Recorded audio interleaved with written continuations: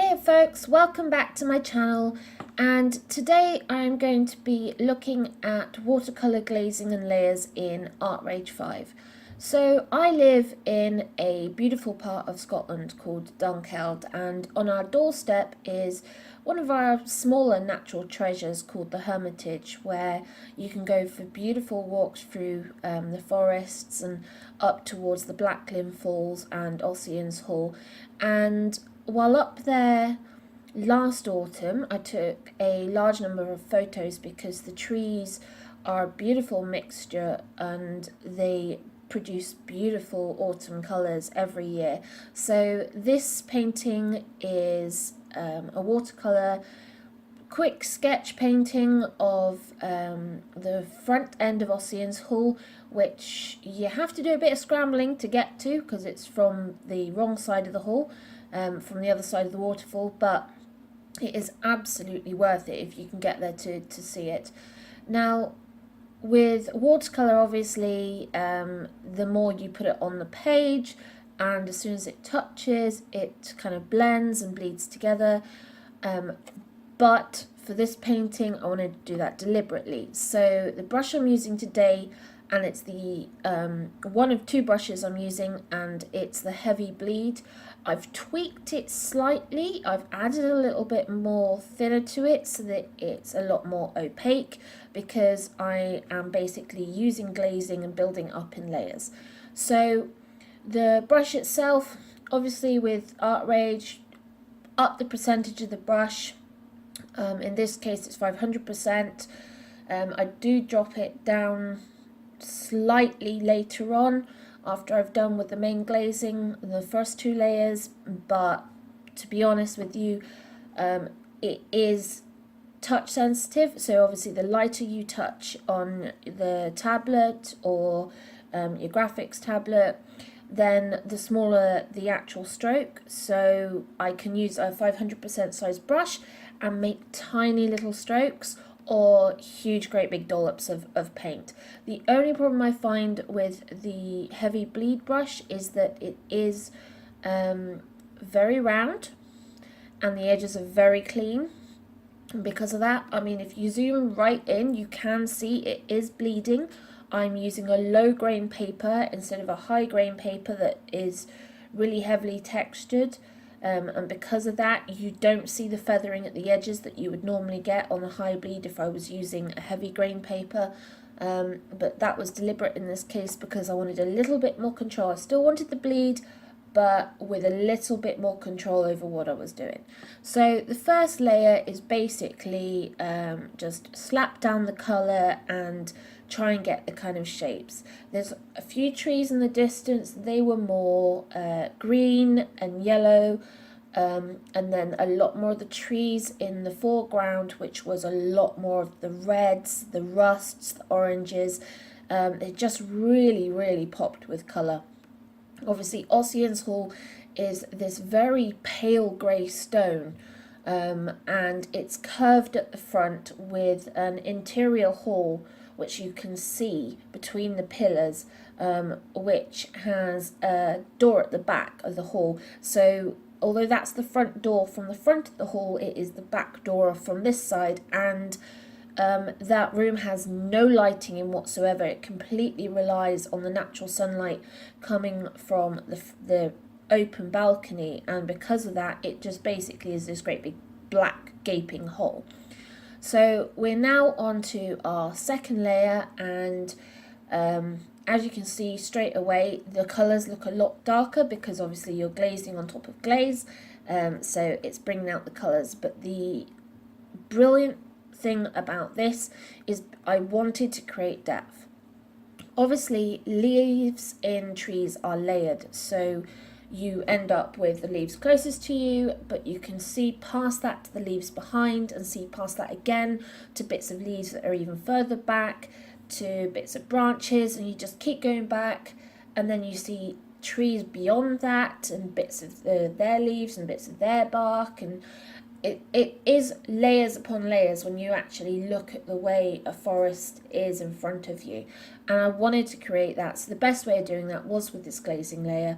And because of the transparency of the heavy bleed, because of what I did with adding a little bit more thinner to it, for example, when I laid down this green, when I laid down the green first and then kind of moved it around a bit, you can see where it's kind of where I've put some over the top of some of the original layer where it was yellow or where it was orange, and you can see the colour of that through the green that I've put on in the second layer. So you can actually see that how they are showing a different colour. Obviously the green on top of the orange is producing a kind of greeny brown, which in real life, if you actually squint and look at the layers of leaves in the distance, you can actually see all these different colours, which are kind of the merging together of far objects and near objects when you look at them, and it ends up producing a colour which isn't actually there. It's very clever, lovely trick of the light, but what you end up with is so many different colour combinations. It's what gives trees their depth, and to achieve that in a painting is really, really hard. The only way really properly to do it would be to layer. There are hundreds of different ways of doing that. Sometimes I use sponges, sometimes I just paint them on, sometimes I just blob, sometimes I splatter, and I've tried to kind of achieve that in this painting in the way that I've kind of used the brush's roundness to be able to create this kind of some individual leaves, some grouped leaves, but to still have this kind of round, almost splatter-like, paint-like effect. So we're now moving on to getting the browns and the darker browns down, which kind of, when we do our third layer, and we will be painting over the top of that, gives it more depth. So you just keep going layer on layer. There is actually only 3 layers in this painting. I didn't go overboard. I could have done numerous times. Sometimes I can get really carried away and I can just do loads of layers and loads and loads of layers, and then I forget which layer I'm painting on, and then I paint on the wrong layer, and then I have to either redo it or cut it and paste it from one layer to the other to put it back where it needs to be. But obviously if you do that, it doesn't blend with what was there on the page in the way it would if you had actually painted that on top. So you sometimes lose the effect you're wanting to create if you're not careful.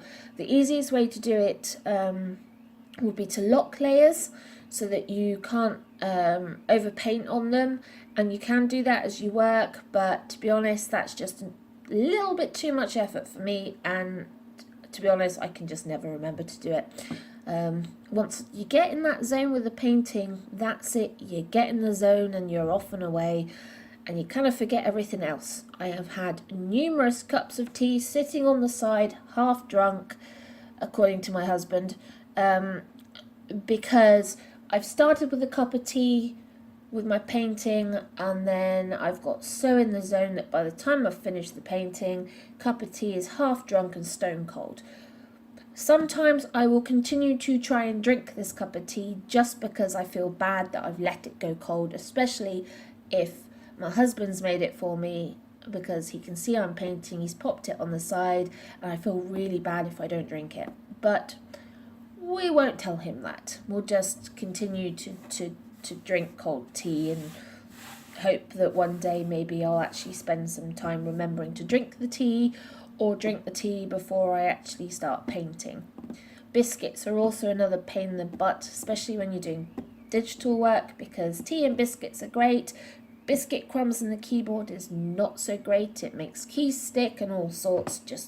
And getting crumbs on your tablet is just, yeah, it gets sticky. And tea marks, especially as I tend to have a little bit of sugar in my tea, they get stickiness on the tablet, and you have to clean it, and yeah, it's just way too much effort sometimes. Sometimes it's just easier to keep tea and biscuits till after I finish painting, as a kind of, yay, I've finished, I've finally got there. Maybe not quite what I wanted, but I finally got there. With this one, I'm actually quite happy with the end result. I think it was what I was looking for. I wasn't looking for anything that was too detailed, because it was supposed to be just a sketch. I was out in the field, so with this one in particular, I actually did it on my Samsung tablet first, or the stylus, and then recorded the script while I was doing that, and then played the script back to here to create a larger image. And that works fine with minimum layers and good brush strokes. I've had a few problems with script recording in the past with Artrage. I have a very large, very detailed watercolour piece which I've been working on for probably about 2 weeks on the tablet, off and on. I took the tablet comes everywhere with me, so the minute I get more than 10 minutes of sitting in one place, i.e. waiting for buses because I don't drive, and I am in the middle of nowhere, then I will often get the tablet out and add a bit more to the painting, and then close the app and then come back to it later.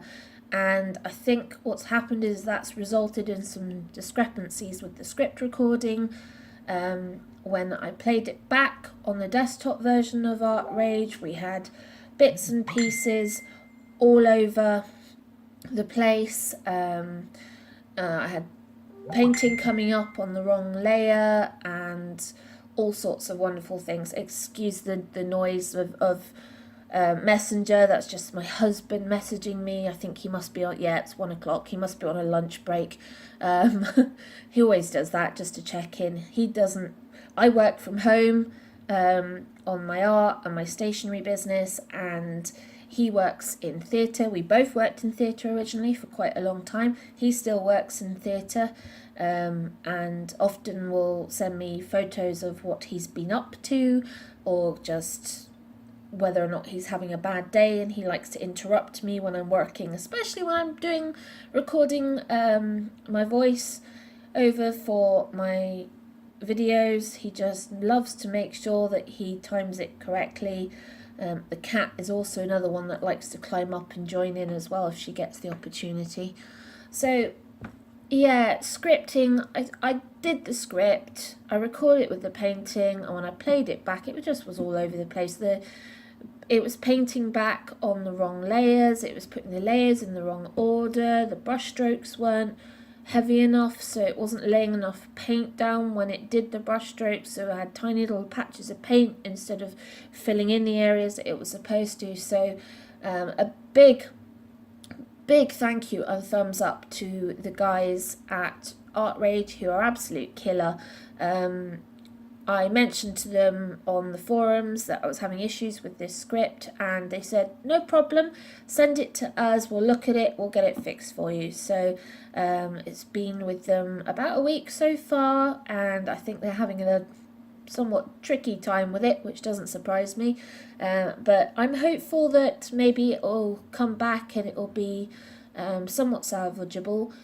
I'll probably turn it into a time-lapse video, because the amount of time spent, I think they said, was probably closer to 8-9 hours on this painting in total, although it was over the course of a number of weeks.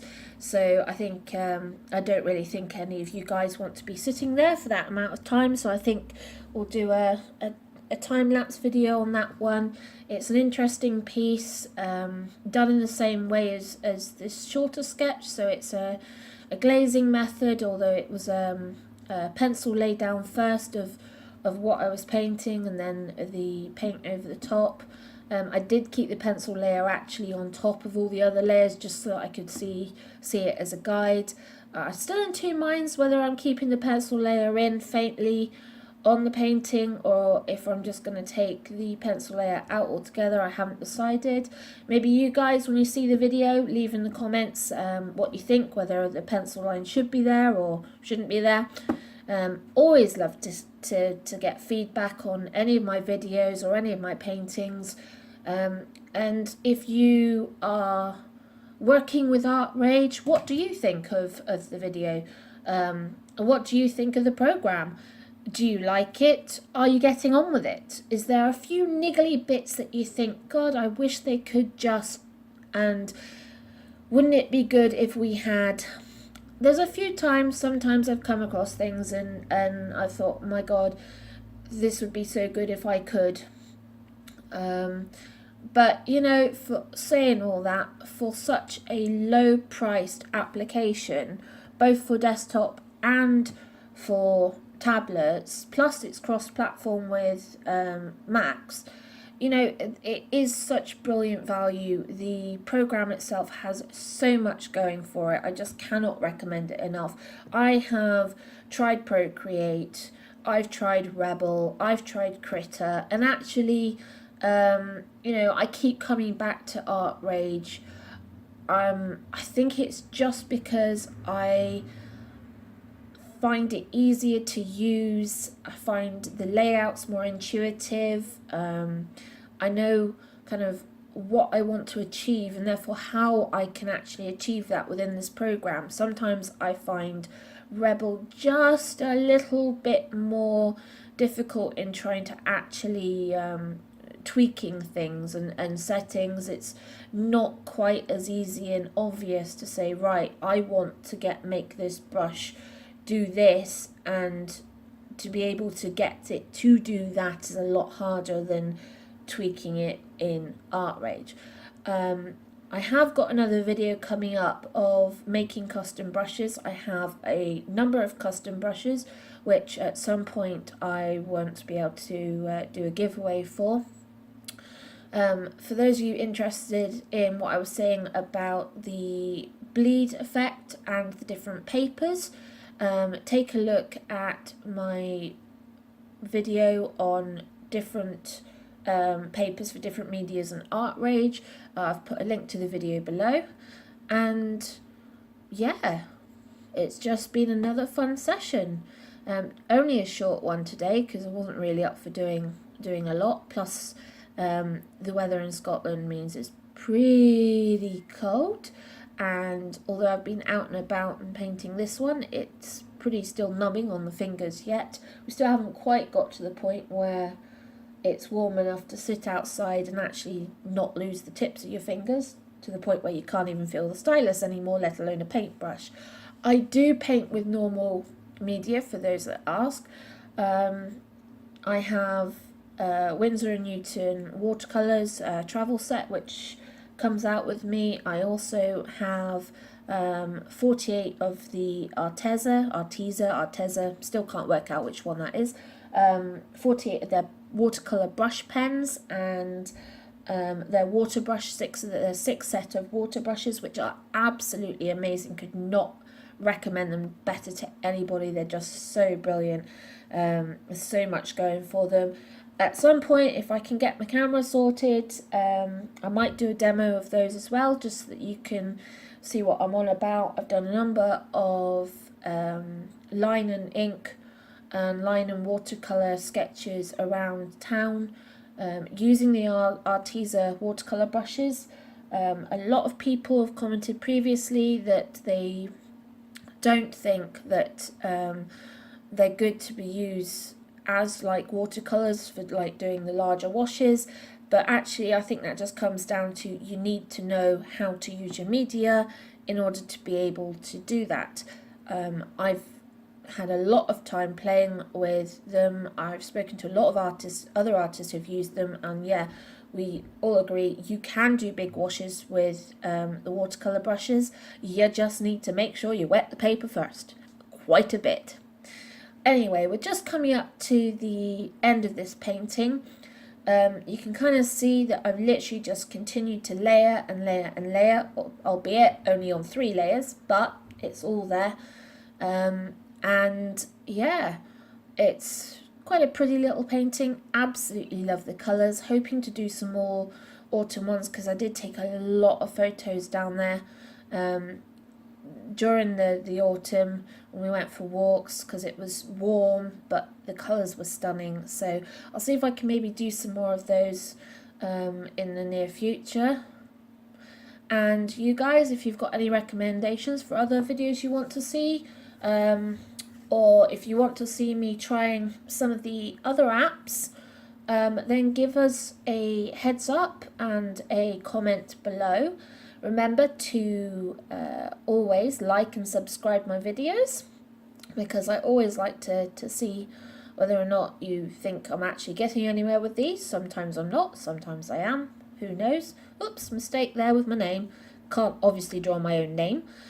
And that's it. That's a little glazing watercolour of the St. Ossian's Hall in the Hermitage in Dunkeld. And thank you all for watching.